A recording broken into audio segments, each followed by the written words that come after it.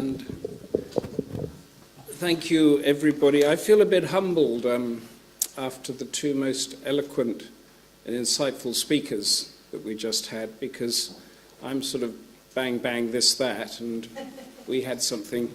And I took notes about inner peace, the family, truth, firmness, strength, and this idea that we should care for people remote from our own communities as if they're our own family, with kindness and generosity and that. And what I'm going to try to explain from that is how it works in practice or doesn't work, because we just heard now, what should we have done in Syria? We see those dreadful pictures. What happens with the Rohingya? And in both the cases, we knew what would have happened. We knew what would have happened maybe 20 or 30 years before it hit the news headlines. We know that in a democracy, when you have weak institutions, I'm talking about Myanmar or Burma, the political parties are based on ethnic and not that left-right economics stuff we do here. So therefore, in order for Aung San Suu Kyi's party to win power, they had to reject the Rohingyas. Otherwise, it wouldn't have worked, or it's not working. And we're seeing a little bit of that here now in Brexit. In order to leave the European Union, we have to rubbish those who want to stay.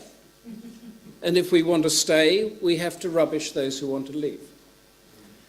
And this is not the sort of ideas that we were getting from our previous two very good speakers. That I've been working over the past year or so on two books, and I'm bringing the ideas there because they're fresh in my mind, and I sort of think I know a little bit about what I'm talking about, although it's only that much.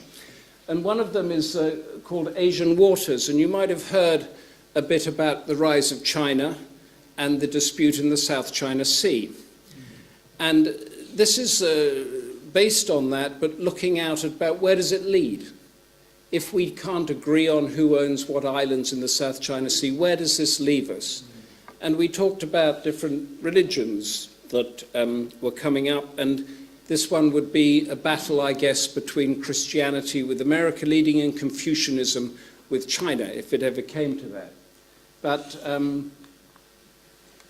just to sort of give you an idea, this is the South China Sea, and that thing that looks like, it's called the cow's tongue, and it looks like a cow's tongue, is what China claims as its sovereign territory. And you can see how it sweeps around this area, of which I think it's $5 trillion worth of the world's shipping goes through it. And if that ran into trouble, it would impact all our lives immediately. And warplanes and everything would be readied. Now, what China's done is, you see that Spratly Islands there, I think I've got Spratly Islands there and the Paracel Islands there. It's basically, in the past 3 or 4 years, militarized those. It's built 7 bases here, reclaimed the land and built the bases, and it always had an airstrip here, but it's made it into a military base. So any of the shipping that comes through here is now basically going through a strait, which China has military control of. And this has happened, I think if we go, this is 1995, a place called Mischief Reef in the Spratly Islands, the one on the right-hand side there. The first pictures that came up of China putting bamboo structures up on a reef in the Spratly Islands. Nobody took much notice of it. I was in Beijing at the time, and I did a story, and I barely think it got a showing because people didn't understand what it was on about. What it was doing was it was picking up from where it left off after Britain, with the Opium Wars, went in 1839 and basically defeated and colonized and showed China for its weakness. Now, before that, over a number of centuries, it had created at the top an arc of defense. So you've heard about Tibet and Mongolia and Xinjiang and Manchuria, which is now northeast China. These weren't parts of Han China, but they created them and controlled them as buffer states so that enemies couldn't come in from the north. We know the Great Wall of China, so it's sort of an extension of that. And it was planning to do a similar thing down in the south, they call it the Great Wall of the Sea, but it became too weak and too corrupt, and Britain came in, and then America came in, and Japan came in, and it didn't happen. And then it became weak with Mao Zedong, but it was independent as such, and then it began it around the early 90s. Nobody took much notice.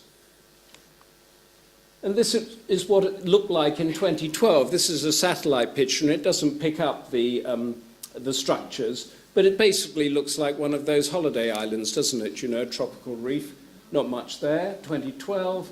This is 2017. And those things that you mark there, these are aircraft hangars, these are missile silos and radars and everything. Basically, you've got a military base there, and it's made 7 of them. This is the Paracel Islands, 2012. The runway was always there, and this is it now, again, with all these radars, warplanes, and all the rest of it, and there's a plane sitting on the runway. That's all happened in, what are we now, 2018? 5 or 6 years. China's done that. And what is happening on an almost daily basis now is people are wondering when China and America are going to go to war over that. The good thing about this is not many people live there. So it's essentially, it's not a Syrian situation as such, but it's a strategic geopolitical situation in the corridors of power and the Pentagon and the military stuff. But if you, what happened there? If you look around here, you've got Vietnam, Brunei, Malaysia, Philippines, you've got people. And we all get drawn into this. As I said, if they stop the shipping there and there is something, we all get drawn in. India, everything like that. Well, even now we're not taking note of this. Yet at any stage it could flare up and you have one of these dreadful things. And the first thing us journalists do is we go to the people, the victims, the families, the mothers and the children, and everybody says, we've got to do something. How could it have come to this? And it's come to this because we haven't taken any notice of it. Can we have the next one up? Which is the...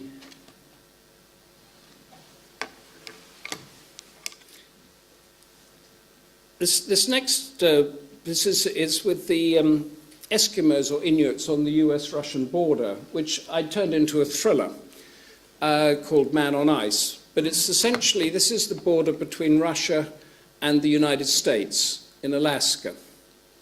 And we don't hear or know anything about it. I think the most famous time it came to fame was when Sarah Palin said that she could see Russia from her backyard, and we all thought she was nuts.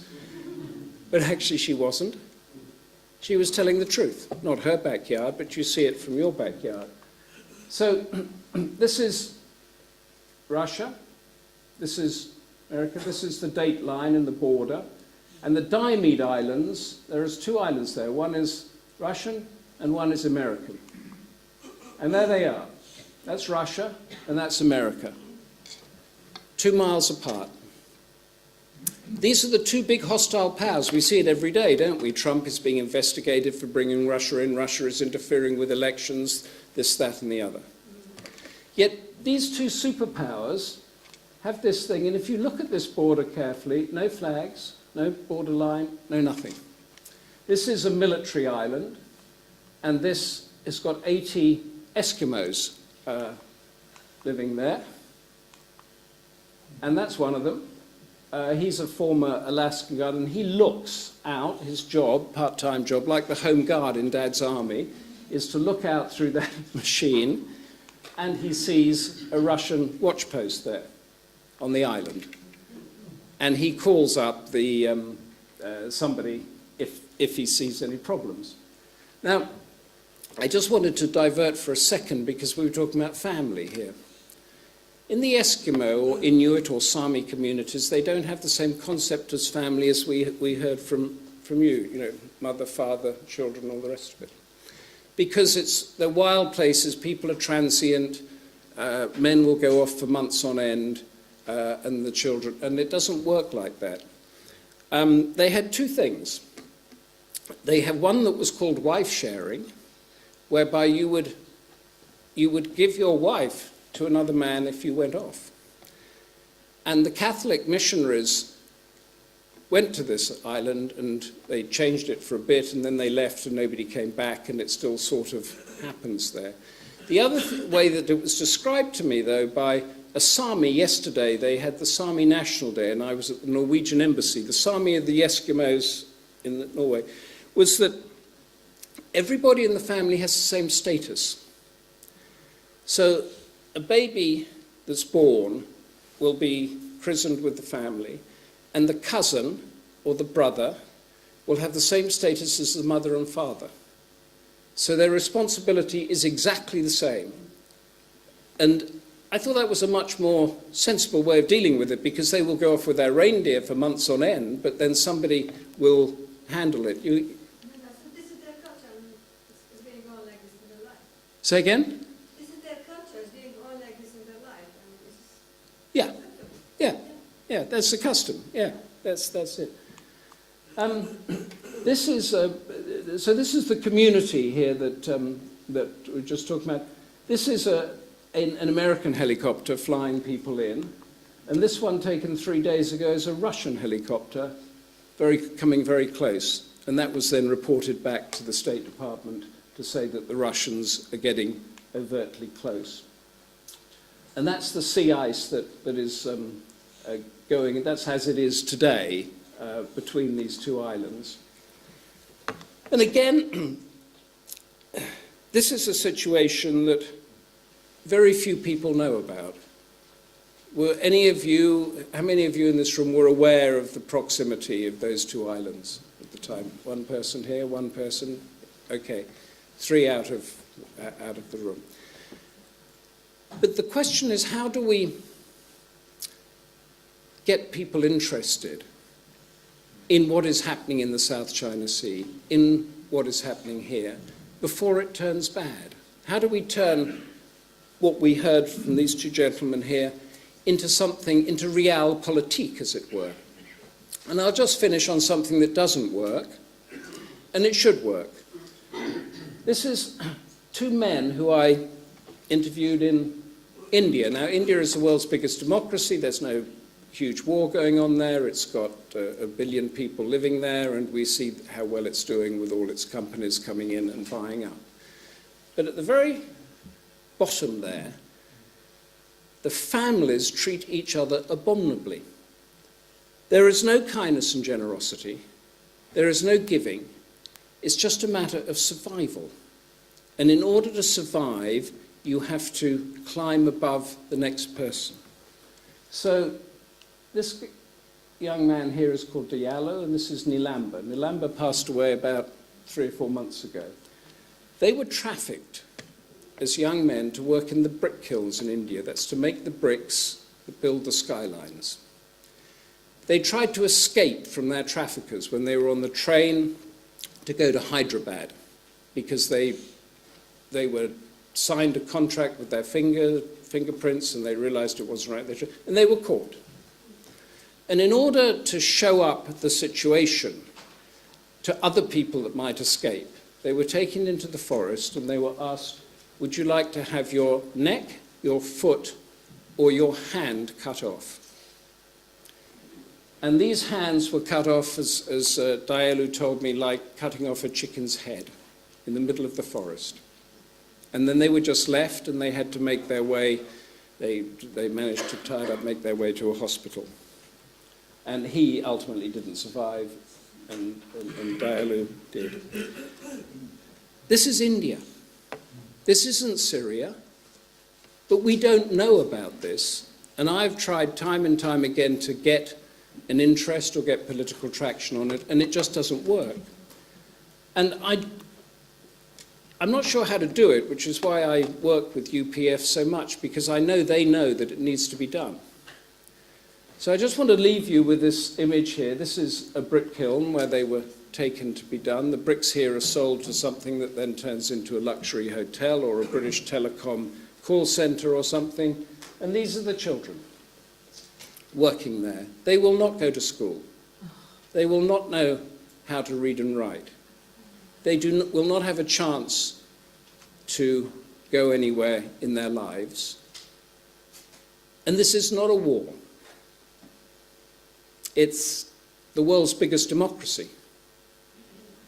In Africa, it's the same. I come from Uganda, and Uganda, Bangladesh is all like this. yeah, it's in lots of places in the world. It's like this, not only in India.